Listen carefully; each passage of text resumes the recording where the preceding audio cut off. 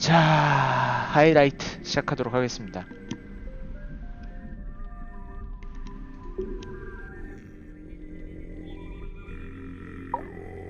What do we do? Should I put him As in the a brick? I was. Let's cross that. Sally! Sorry. Plot the unplottable, chart the unchartable, measure the unmeasurable. A hollow promise, such feats belong not to mortal hands. But after years of fraudulently offering this to others, I began, in earnest, to yearn for it myself. A quiet desire to journey into the unknown, to quantify it. A lifelong coward, I could never convince myself to act on it. I tell myself as an excuse that I never had any kind of opportunity to act on it. Until one day, I did.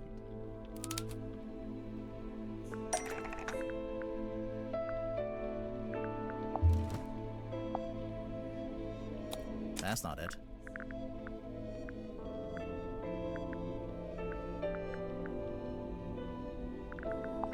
Mortuga sought me out, sought out my services. Not because we were friends, but simply because I was the one with the skills to interpret that inscrutable map of his. Sensing an opportunity at long last, I refused financial payment for the work.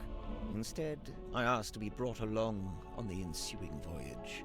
Mortuga was surprised by the request, but he ultimately agreed to my terms. Such was his desire to interpret the map. The work was done, and so we went. Despite my bold intentions, I mostly found myself sheltering within Felicia's cabin during the voyage. All the while, she and Mortuga stood around on deck looking windswept and heroic, far more at home on the sea than I. Regret reared its head. Regret over inviting myself into their world. From within the cabin, I sat and listened to their conversation.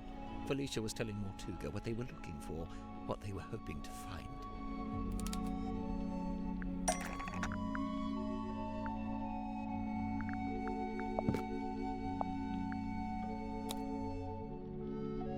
That's not it.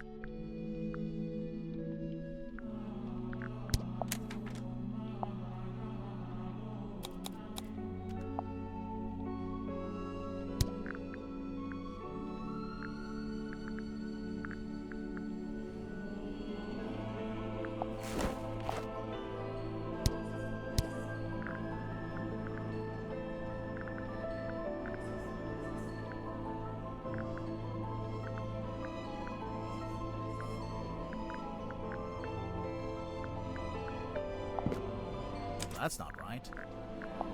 I know what you mean. I know what you mean, but it's...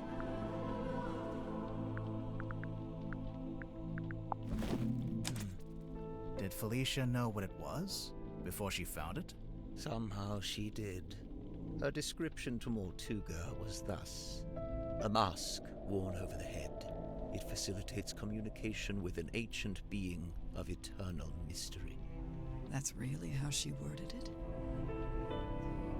With the right contraption in your pocket, even the great unknown may be quantified and calculated. And here it was. Not a map, not a compass, but a communication device. A translator.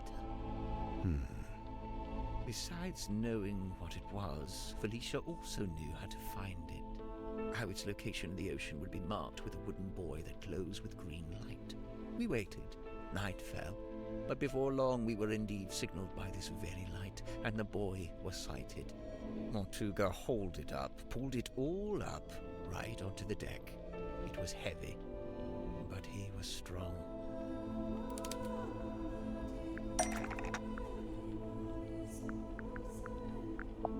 We've looked at that already. The bell and the cauldron locked together to form that single shape. Mortuga went to unlock it by himself, but Felicia cautioned him against it. She warned that it could be dangerous to stand so close, as the mechanism would be surely powerful. And so they unlocked it together, taking a handle each. Felicia took the mermaid's tongue from within the cauldron. Did it have the coral and the gemstone eyes? Yes, they were attached. And what about the necklace? Felicia had it around her neck. She'd come prepared, clearly. Did she use it? Yes, I watched her do it. She used the necklace key to wind up the mermaid's tongue and placed it over her head. Felicia spoke through the mask. Her voice was changed. The mermaid was summoned. Entranced, I rushed out onto the deck and leaned over the side. Mortuga clambered up to the wheel in an attempt to steer us away from harm. The mermaid reached out and grabbed the wheel. And Mortuga's right shoulder? Yes, of course. His fingerprint mark. Mortuga held fast, but a portion of the wheel broke off and fell into the ocean. With her other hand, the mermaid grabbed the mast, almost snapping it in two. The ship buckled and I was thrown off the side into the ocean. I was underwater, but I was held in place by a hand, her hand. She was speaking to me, but it was a language I could not understand. I wanted so much to understand. Sensing the disconnect, she let go. A moment passed, a lifetime. I became vaguely aware that I was about to drown, but I didn't want to leave. At this moment, the broken piece from the ship's wheel floated up in front of me. By its intervention, I was reminded of my earthly existence, my life beyond this singular moment.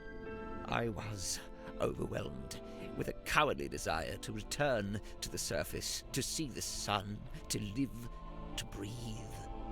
I grabbed onto the broken wheel and let it carry me up to the surface. The mermaid was nowhere to be seen. Neither was the dearest Selena. Wait, the wood from the broken wheel. It eventually became the wooden buoy.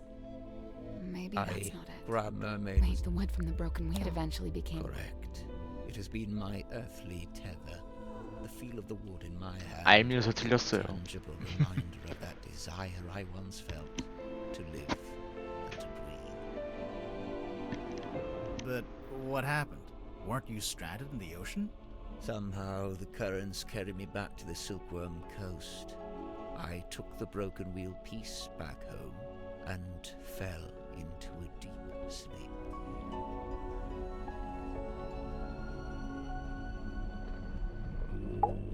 You get 10 minutes, mind. What are you going?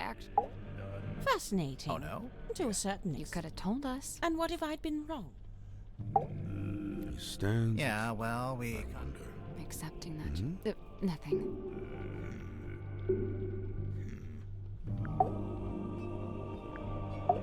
After I awoke, I went looking for Felicia. Not Mortuga. No, Felicia.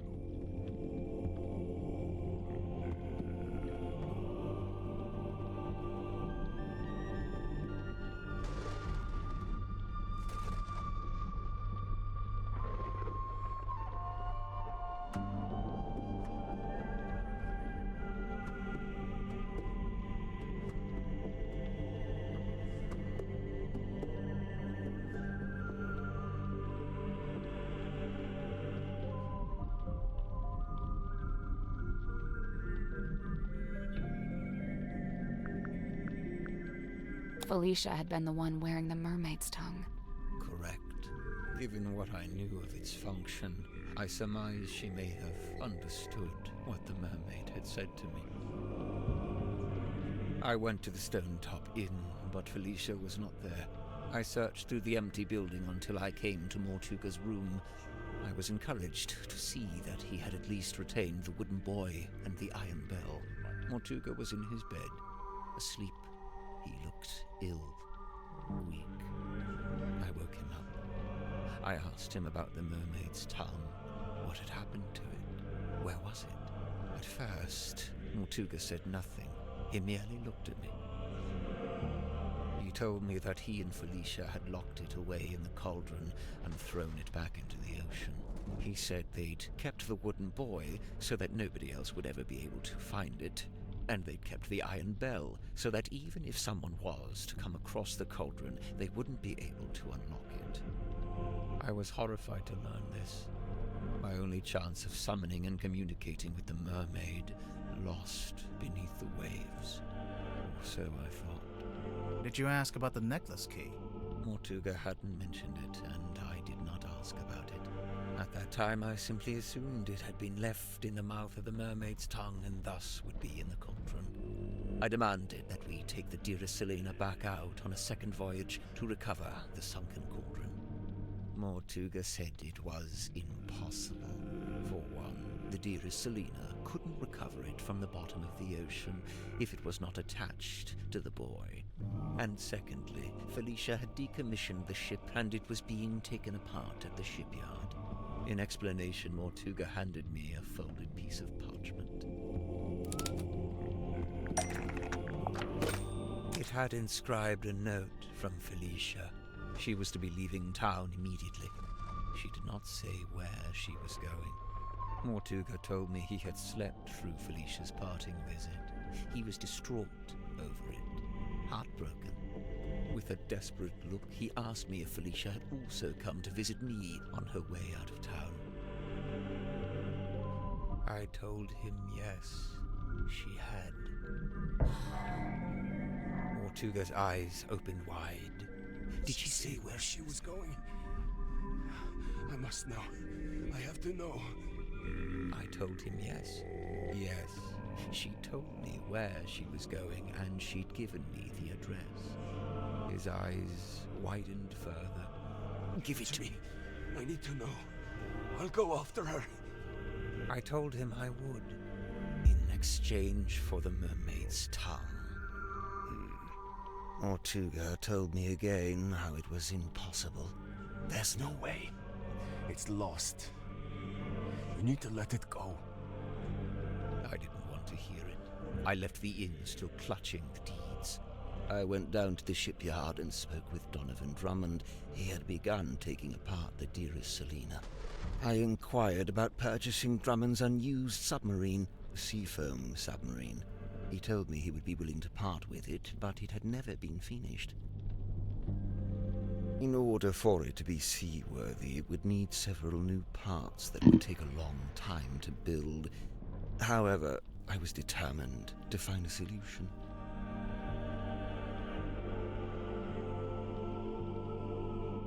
You offered to buy... Correct. I suggested we could use parts from the sailing ship to finish the submarine. Drummond merely asked how I was going to pay for 2 vessels. I showed him the deeds to the Stone Top Inn. He accepted it as payment. Is the inn really worth as much as 2 vessels? Perhaps not. But in truth, I think Drummond was glad to have an excuse to part with them. Besides, I knew all too well the allure of a worthy challenge. A chance to put one's skills to their fullest. Indeed, the task of combining the 2 incomplete vessels into a single seaworthy one was highly intriguing to him. And so, it was done. But if you commissioned it, why was it called the Mortuga submarine? Who painted that on the foredeck? Drummond did. He didn't want it to say Seafoam any longer. Too many painful memories. But why Mortuga and not Grip?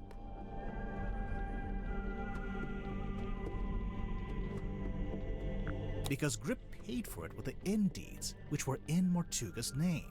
Right. Drummond assumed I was merely acting as intermediary for Mortuga, the true buyer. Did you tell Mortuga what you'd done? I told him of my intention to return to the ocean in a submarine I was having constructed. He wasn't happy about it, but the submarine took months to complete. That was enough time to convince him to come with me and help search for the mermaid's tongue. He only came with you because you were pretending to know where Felicia had gone, and you were withholding it from him. Correct. What were you going to do if and when Mortuga realized you'd been lying to him? It was worth the risk. There was no question of leaving the mermaid's tongue at the bottom of the ocean. But it wasn't lost in the ocean. Mortuga had it the whole time. Correct. As I had lied to him, he had lied to me.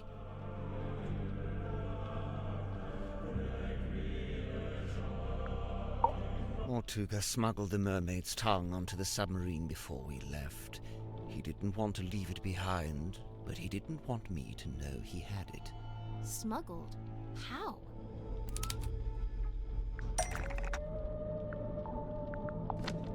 Mortuga sent me a letter, inviting me to join him on the submarine. Grib, did you know he'd done that? Mortuga told me he was going to bring somebody else on board. An old friend, a collector of occult curiosities who might be helpful. But I didn't want anyone to know what we were doing, or what we were looking for. I told Mortuga not to mention me in the letter. I followed Mortuga's instructions precisely. I arrived in Silkworm and went into the Stonetop Inn, where I found the locked cauldron. I placed it among my possessions and ventured onto the submarine waiting in the harbor. We departed. Zephyr thought he and Mortuga were the only two souls on the ship. I stayed hidden for a week, before staging a balloon crash and pretending that Mortuga had rescued me from the ocean. That way I was free to move around the submarine in view of Zephyr, but he could dismiss me as a hapless traveler picked up along the way. So to begin with, it was just you three. But it didn't stay like that for long. It didn't.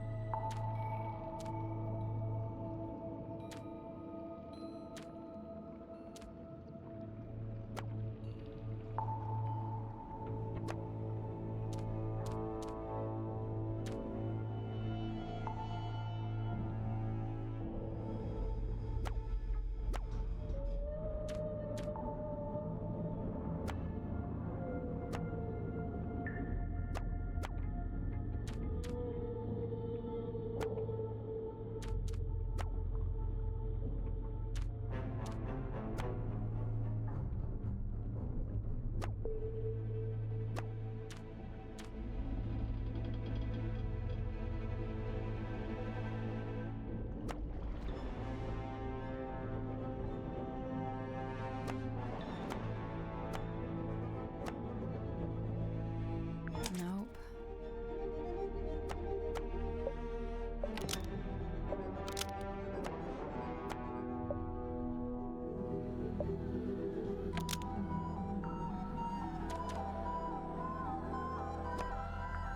Well, that's about the long and short of it. No, What?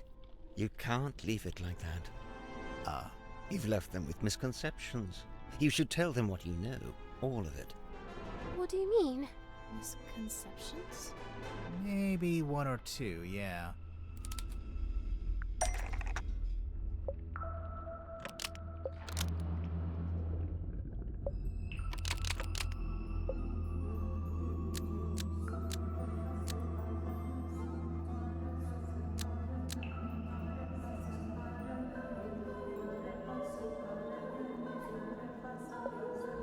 I don't think that's right. See? I told you. You didn't make him sad. He just learned about the death. What I did. You didn't know. Symmetry. Let it go. Your anger. That goes for all of you.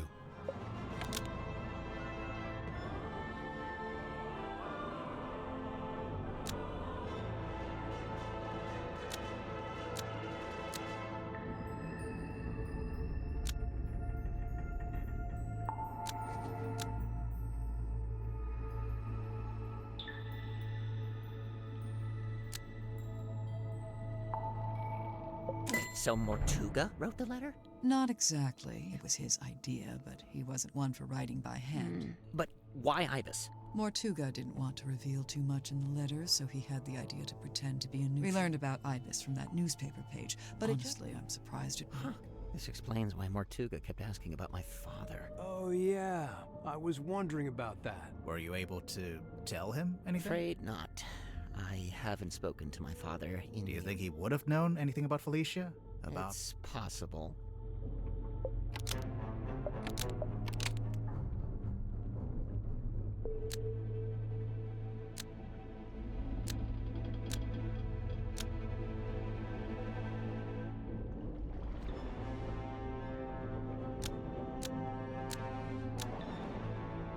I don't think that's right. So, who was it for? Me. Once Mortuga found out the inn deeds, he realized for the first time that he was its legal... He really hadn't known No, that? he'd always assumed I paid for it with my... Armed with the new information... Thus, the command. What exactly was he hoping to achieve? To strong-arm me into telling him where Felicia... to cease my search for the mermaid's tongue. But it didn't work. Of course. Wasn't Mortug unsurprised to learn he would try to control someone with a contract? Where would he even get an idea? That's my bad. I ended up telling him all about contracts, you know. I guess Mortuga thought if I could be controlled by a contract, maybe someone else could be too.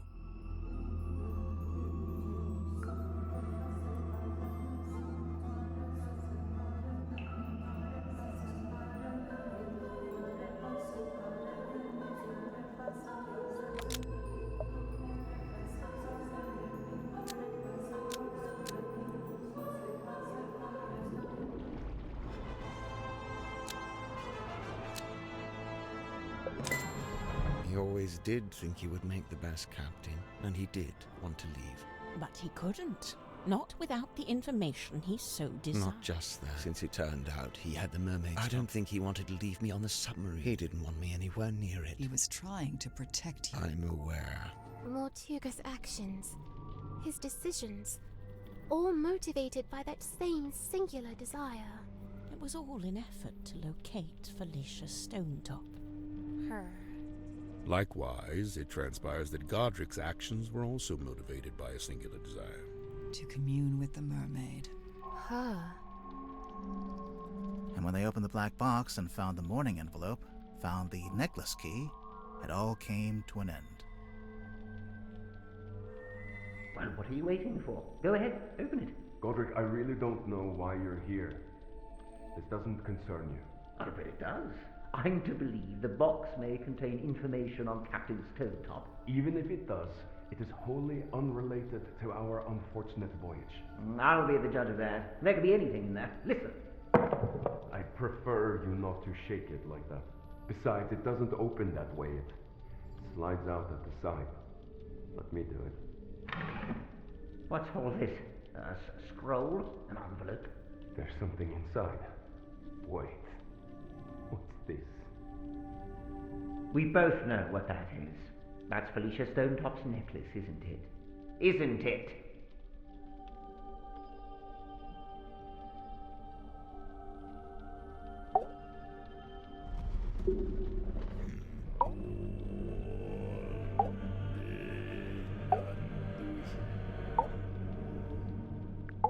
Our discovery of the necklace precipitated two important conclusions. One, we now possess the key necessary to operate the mermaid's tongue. In my complacency, I had not even known it was missing, simply assuming it lay within the cauldron. But no, Felicia had taken it away with her, and now, through what twist of fate, it had returned. Which brings me to conclusion 2. The fact that her necklace had been sent to her parents in a black-rimmed envelope attested to us that Felicia Stonetop had died. Even through his burgeoning grief, Mortuga could see in my eyes how I wished to make use of the key. Fearing what ruin might follow should I act, he did what he had always done. He lied. Lied about having the mermaid's tongue on board. He had your best interest at heart, Godric. We both know this. However, it was a lie that no longer worked on me, for I had laid eyes upon the truth. The truth? About what Mortuga had in the storeroom.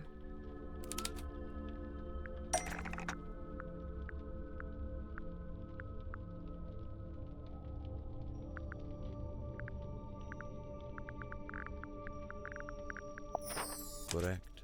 I had seen Symmetry's drawing of the cauldron. He asked me to change it. I was going to change it. So now you had everything you needed. The key, the bell, and the mermaid's tongue itself, albeit locked in the cauldron. On that note, I had also surmised Mortuga's reason for rigging the iron bell onto a winch above his desk. I concluded that he had set it up this way so that he could unlock the cauldron and access its contents himself. You think he wanted to use the mermaid's tongue? You'd like to suggest Mortuga would be immune from such things, hmm? I concede it may have been an alluring prospect, but actually choosing to act, it displays a dangerous hubris. Well, maybe he just wanted to be able to get to it, but not actually use it, you know? Grip, did you actually accuse Mortuga of wanting to open the cauldron? Of wanting to use the mermaid's tongue? I did, and he flatly denied it, which caused an argument. Truth be told, we were both sick of each other. The last vestiges of our mutual decorum fell away. He attempted to shut me down with cold logic, insisting that it was not possible for one man to simultaneously turn both dials on the iron bell. Wait, is that true? Kinda. Depends how big you are, how wide your arms are. I knew Mortuga would be capable of it, and I could see in his eyes that he intended to do it. Well, not to side with Grip here, but he was right. Mortuga did open the cauldron, didn't he? Perhaps his intention was simply to move the mermaid's tongue to a newly contrived hiding place. Maybe he was just gonna destroy it. That he should have done years hence, I might add. Grimoire, what do you think?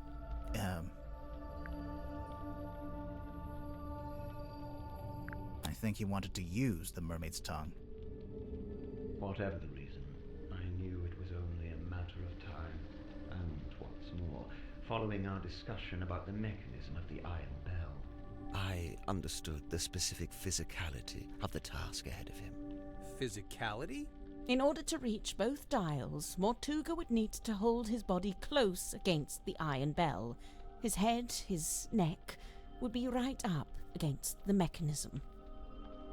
Overcome with frustration and grief, Mortuga had left the room.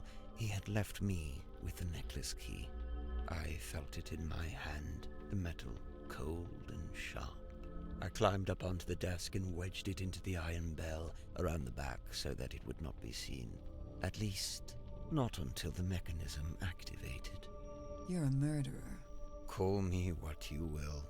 To me, it was merely insurance against continued deception and greed on Mortuga's part. If he indeed decided to keep the mermaid's tongue for himself, if he decided, as he always had, to keep it from me, then it would be his last decision. the rest you know. Having first locked himself in the room, Mortuga unlocked the cauldron and was killed by the blade of the necklace key. I tilted the submarine in order to claim the eyeball key, which granted me access to the captain's cabin and a path into the storeroom from above. I took the mermaid's tongue from the unlocked cauldron. And then you went up to the aft deck and used it, didn't you? I tried to, but you stopped me. You're welcome. Tadpole then dove into the ocean and collected the pieces. Including the coral and the gemstone eyes, which she kept for herself. Yeah. As for the mask itself, I just left it in my room. And I took it when I later visited the room to collect hex from the dome tank. Wow, you're admitting it, huh? I admit I moved it to a more secure location, ultimately a wise decision, wouldn't you say? Except, it's not there anymore, is it? It's right here. It's dark! Grip turned off the lights. Someone grab him! The mermaid's tongue, it's gone! He took it! He must have. He can't have gone up to the foredeck. It's still locked. What about the aft deck? Let's go. Maybe we can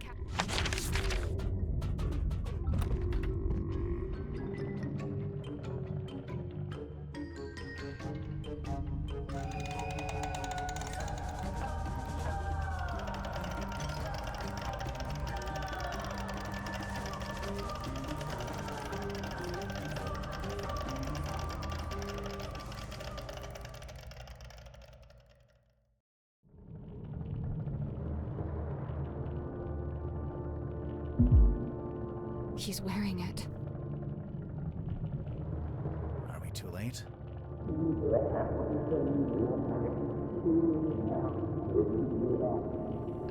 I don't...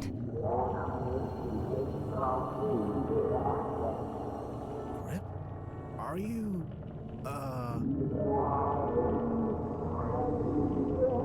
What? Wait, where's he going? It's the compass. He fixed it.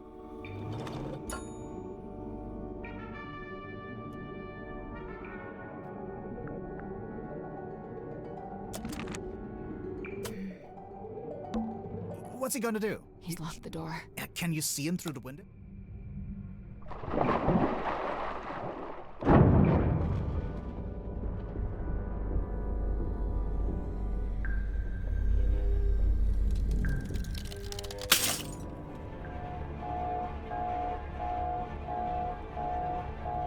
This is bad. The pressure changes. The submarine's not... What's that? You're taking the control panel. The radios. It's fine, just stay calm. It must be coming from the control Let's room. go.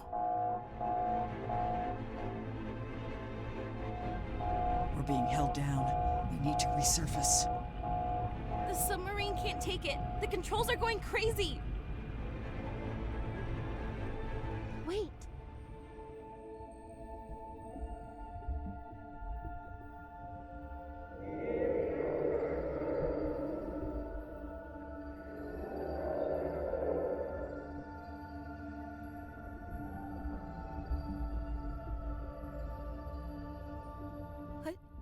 What did she... She's gone.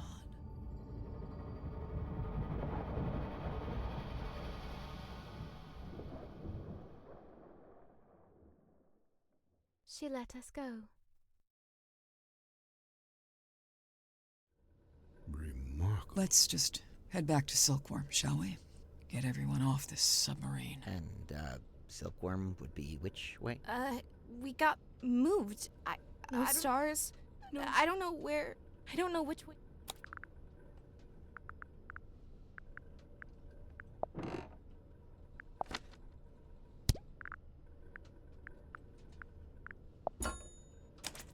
He fixed it.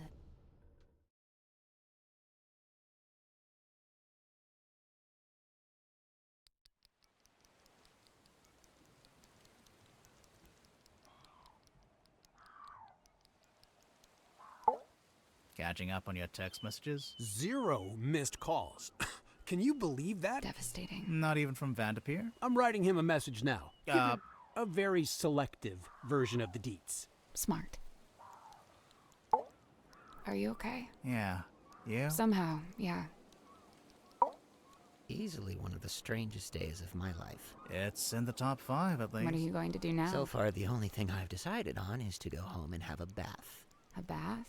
You haven't had enough being submerged in water for one day? Okay, maybe a shower. That was the weirdest submarine I've ever been on. And the last? And the last. We never got to go to the lighthouse. Well, hey, maybe our next case will be in No time. way, this was it. Would you mind not... I'm just saying, next time the theme will... If there even is a next time. This was a lot of work. It may be unsustainable. Now he was leaning on the fourth wall. And just like that, it's gone. I wonder if we'll ever see it again.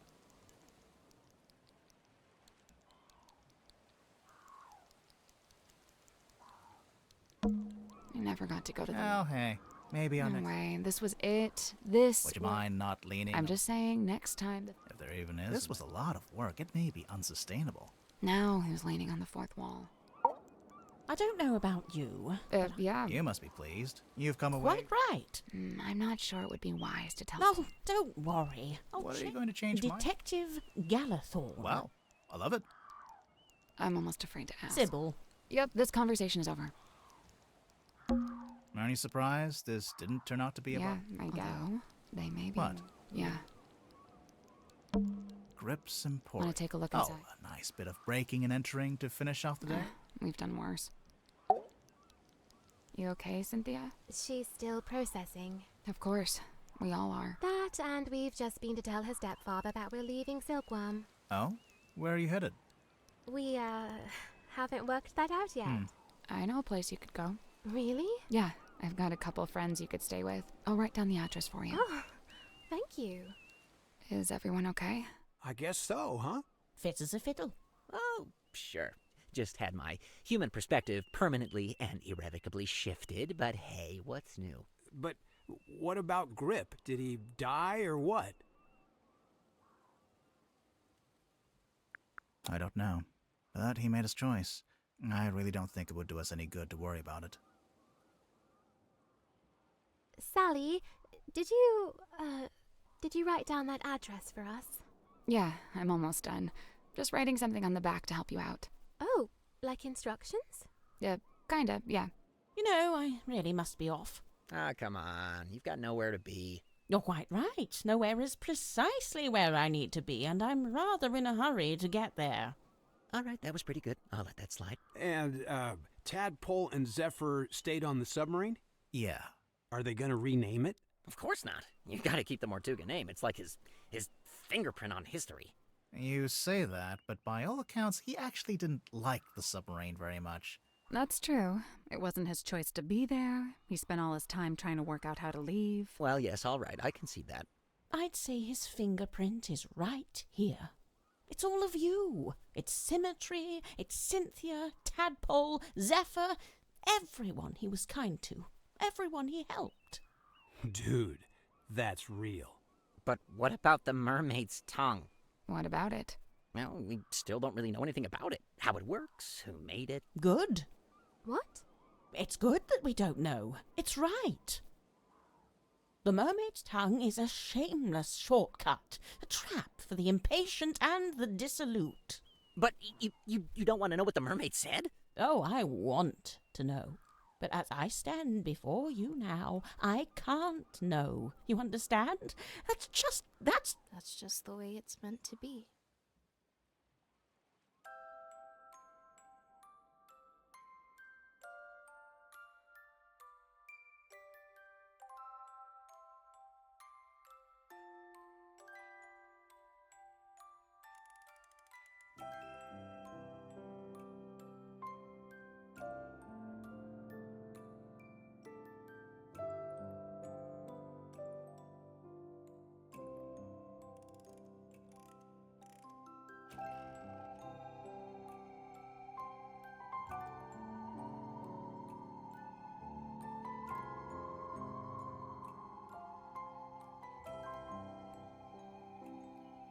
You're sure this is the address Sally wrote down? Yeah, it must be. She wrote something on the back, too. Oh yeah, what was that? Instructions? It's a little poem. You should read it. Me? You're the poet. No, you read it. Okay.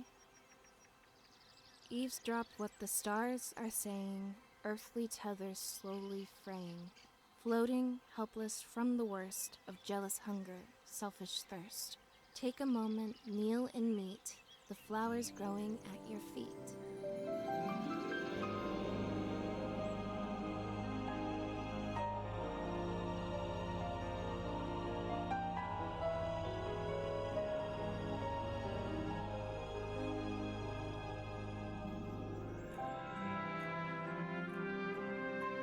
탱글타워에 나왔던 사람이죠.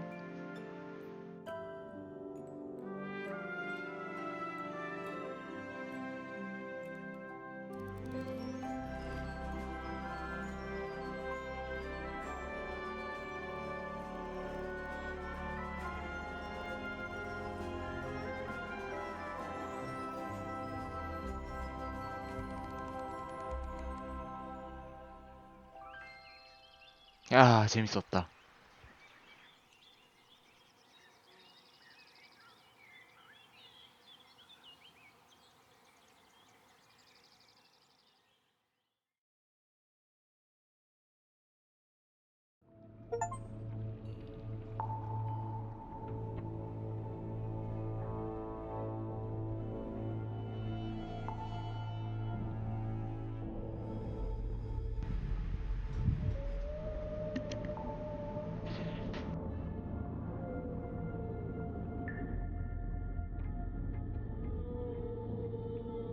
아, 재밌었습니다.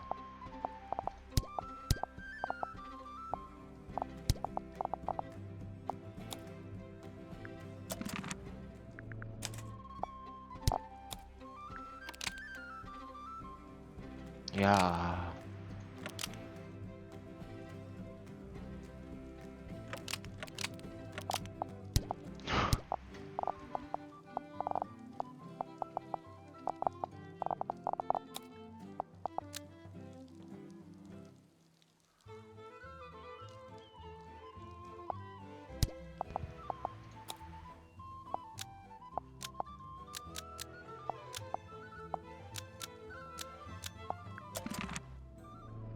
재밌었습니다.